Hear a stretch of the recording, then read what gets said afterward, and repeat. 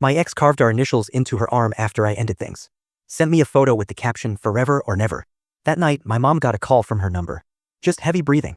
So I never thought I'd actually write one of these. Not because my life's been smooth, trust me, I've seen my fair share of shit, but because I always assumed I could handle my own mess without airing it out online.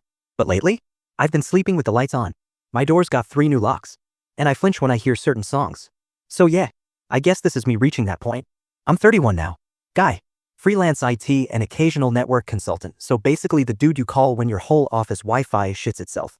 I live alone in a 3rd floor walk-up that smells like whatever my downstairs neighbor is cooking, usually curry, sometimes weed. It's not glamorous, but it's mine. No pets, no roommates. Just me, a dying ficus, and too many unwashed mugs. But this isn't about where I am now. This is about 5 years ago when I met her.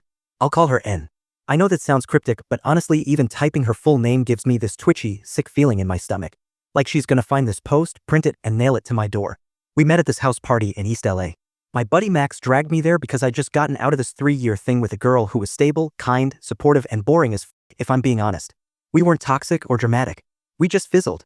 But N walked into that party like she was the storm. Black eyeliner, combat boots, lace top, a smirk like she knew every secret you didn't want told. She came up to me, completely unprompted, and said, "You look like you've never been right or over. I could fix that." I laughed because what else do you even do? She tilted her head and added, "Or both." At the same time. And then just walked away. I should have walked away too. But I didn't. I found her later by the fire pit, chain-smoking cloves and reading a copy of Wuthering Heights she'd stolen from someone's bathroom. I sat next to her and we talked until 4 a.m. She said the wildest shit with this calm, measured voice like, "I think love is a kind of ownership, don't you? And real connection only happens through shared destruction." She told me she'd never dated a man who didn't cry in front of her at least once. And then she smiled like that was a good thing. Look, I'm not stupid. But I was lonely. She made me feel seen. Like, she noticed things, how I tapped my fingers when I was anxious, how I flinched when someone raised their voice. She said I had a beautifully ruined energy and no one had ever called me beautiful before, so I let her say ruined too. Within 2 weeks, she was spending the night almost every night. Left her toothbrush. Then her shampoo. Then one morning I woke up and she'd reorganized my fridge and color-coded my bookshelf like it was her f***ing house. When I asked her, half joking, what was going on, she kissed me and said, "You need a little chaos in your life, baby. I'm the fun kind."